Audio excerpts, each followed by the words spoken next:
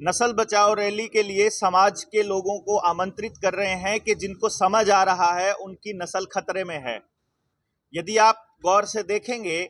आपके खेत के बीज, आपके पशुधन का बीज और आपके बच्चों का बीज, तीनों के तीनों अभी विलुप्त होने की कगार पर है। किसान 100% बाजार के ऊपर निर्भर है अपने खेत के बीज के लिए। आप देखेंगे, पशुधन के लिए गर्भाधान भी प्राकृतिक तरीके से ना हो करके टीकाकरण द्वारा ही गर्भाधान हो रहा है, जिसमें कई तरह की बीमारियां आनुवंशिक रूप से आ रही हैं और आने वाले वक्त में अगली नस्ल खराब होती जा रही है, बीमार होती जा रही है। आज के टाइम पर कोई ही घर ऐसा बचा होगा जो बीमार नहीं है, जो डॉक्टरों को बेहिसाब पैसा खर्च करके नहीं दे रहा है। इसके साथ ही सरकार पूरे समाज को बर्बाद करने के लिए, और इस बात को ध्यान दिया जाए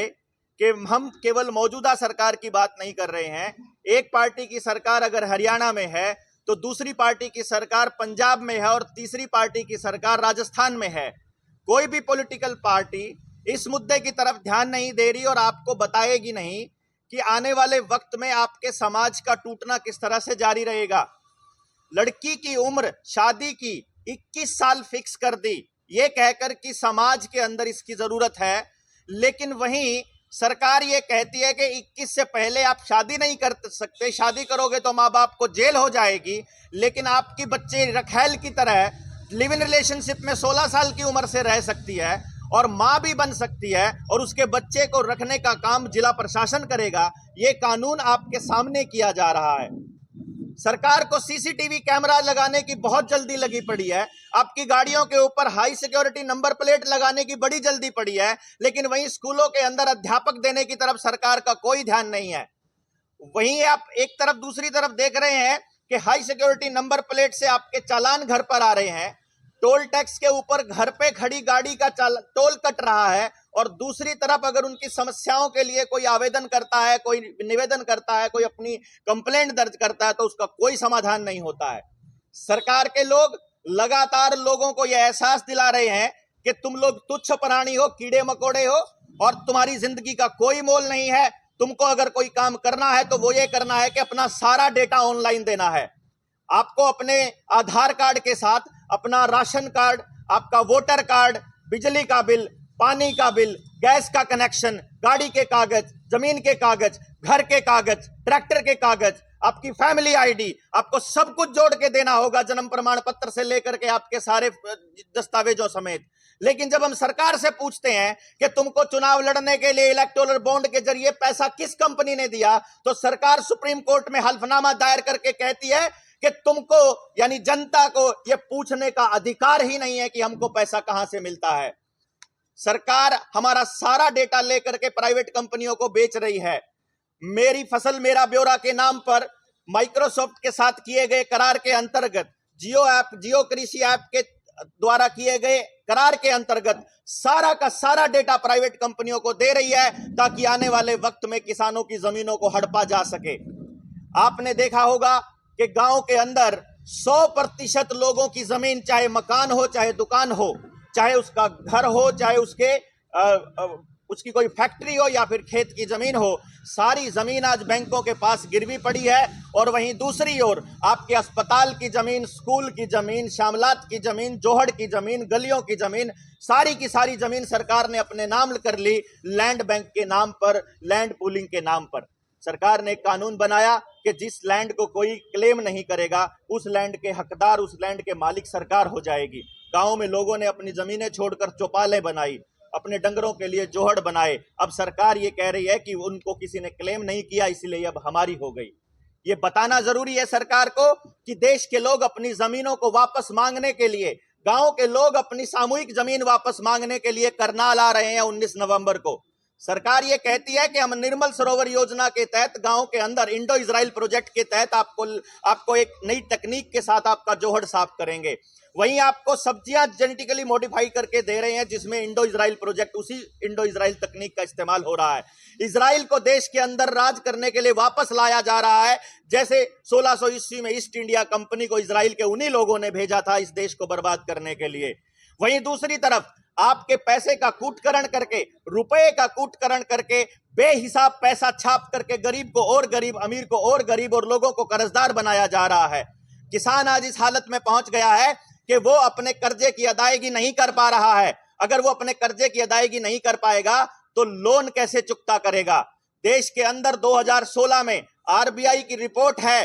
कि जब स्टैंप पर नोटबंदी हुई 16 लाख करोड़ रुपए के नोट थे, जिसमें से 14 लाख करोड़ रुपया 500 रुपए और 1000 रुपए की टर्म में थे। आपने देखा होगा कि जो 16 लाख करोड़ रुपया है वो अगले 5 साल के अंदर 34 लाख करोड़ रुपया बन चुका है, जिसके पीछे जो गोल्ड स्टैंडर्ड रखना था वो सरकार ने नहीं रखा, यानी नकली पर्चियां छाप छाप करके अमीरों को पकड़ा दी। अब जब आप देखिएगा 34 लाख करोड़ रुपए की करेंसी चलन में है, वहीं देश के लोगों के ऊपर लगभग 170 लाख करोड़ रुपए का कर्जा है। इसका मतलब 136 लाख करोड़ रुपए की प्रॉपर्टी नीलाम होना तय है, और यदि वो प्रॉपर्टी अंबानी अडानी की हुई तो बैंक नीलाम होगा, और यदि वो प्रॉपर्टी गांव के लोगों की हुई तो लोगों की जमीन नीलाम होगी। जनता सरकार मोर्चा, उनके पास कुछ दस्तावेज हैं, आरबीआई से निकलवाए हुए दस्तावेज हैं, जो कहते हैं कि सरकारों ने, इस सरकार ने भी, इससे पिछली सरकारों ने भी देश के लोगों के साथ धोखा किया है और अपनी मनमर्जी के नोट छापकर लोगों को बर्बाद किया है। वो दस्तावेज ये कहते हैं कि जिसने भी कोयनेज एक्ट 2011 बनाया है, जो कि पूरी तरह से इल्लीगल है, वो सारे पार्लियामेंट के सांसद जेल जाएंगे, वो प्रधानमंत्री जेल जाएगा, जिस आदमी ने उस कागज के ऊपर दस्तखत किए वो जेल जाएगा, जिसने भी पैसे का कूटकरण किया, आईपीसी की धारा 230 से लेकर 254 तक सारा का सारा ब्यौरा दिया हुआ है कि वो सारे जेल जाएंगे। अगर इस देश के लोगों को मालूम पड़ जाए, इस देश के नहीं, दुनिया के किसी भी देश को मालूम पड़ जाए कि एक रॉथस्चाइल्ड फैमिली है जो सारा पैसे का कारोबार अपने हाथ में रखती है और वही सरकारों को बनाने का काम करती है, वही ईवीएम कंपनियां बनाने का काम करती है और वही लोगों की सरकारों को खरीदने का काम करती है, तो आपको पता चलेगा कि यूनाइटेड नेशंस को लोन देने वाले भी वही हैं। आपको नहीं समझ में आ रहा कि यूनाइटेड नेशंस को लोन जिन देशों ने दिया, वही देश यूनाइटेड नेशंस के कर्जदार हैं। वर्ल्ड बैंक को जिन्होंने लोन दिया और चंदा दिया, वही देश वर्ल्ड बैंक के कर्जदार हैं। ये कर्जा कहां से आया है? ये ऊल जलूल छापे के कारण है। हेनरी किसिंगर ने अपनी किताब द इकोनॉमिक हिटमैन के अंदर बोला है कि दुनिया के जिस देश के लोगों को मालूम पड़ जाए कि पैसा छापने का खेल सरकारें कैसे करती हैं उद्योगपतियों के साथ मिलकर, तो उसी दिन देश के अंदर क्रांति आ जाएगी। अगर देश के लोगों को, समाज के लोगों को, गांव के लोगों को अपनी जमीन वापस चाहिए, अपनी सामूहिक जमीन वापस चाहिए, अपने बच्चों को बचाना है, 21 साल से उम्र अपनी वापस घटा करके 18 साल करवानी है, रेलवे ट्रैक बना दिए, रेलवे स्टेशन बना दिए, आपकी सड़कें बना दी, हाईवेज बना दिए, आपसे पूछे बिना आपके जमीनों को एक्वायर करके बना दिए, और जब आप उन सड़कों के ऊपर चलते हैं तो आपसे चलने का पैसा मांगा जाता है और टोल टैक्स आपको हिसाब भी नहीं देगा कि कितना पैसा है। कितने सालों से टोल टैक्स चल रहे हैं, अपनी जितनी कीमत उनकी बनती है उससे 5-5, 10-10 गुना वो टोल टैक्स कमा चुके हैं, लेकिन कोई ब्यौरा नहीं देते। जनता सरकार मोर्चा ये आह्वान करता है, हर टोल टैक्स के ऊपर वैसी ही एक मशीन लगनी चाहिए कि कितना पैसा इस रोड को बनने का लगा था, कितना पैसा ये कमा चुका है, और आज जो ये गाड़ियां 20 गाड़ियां निकली तो उसी टाइम अपडेट हो जाए, और जिस दिन उस सड़क की कीमत पूरी हो जाए उसी दिन वो टोल वहां से उखड़ना चाहिए। और यदि सरकार ये हिसाब नहीं देगी तो ये टोल उखाड़ने का काम इस देश की जनता करेगी। ये जनता सरकार मोर्चा आह्वान करता है इन लोगों से कि आपको अपनी ही सड़कों पर चलने का अगर टैक्स नहीं देना है तो 19 नवंबर को जनता सरकार मोर्चा की रैली के अंदर आप हुड्डा ग्राउंड करनाल के अंदर आइए। यदि आपको पता चले ग्राम सभा की अनुमति के बिना गांव के अंदर कोई भी आप फरमान जारी कर देते हैं और देश के लोगों का जीना दूभर कर देते हैं, और आप सड़क के ऊपर चलते हैं,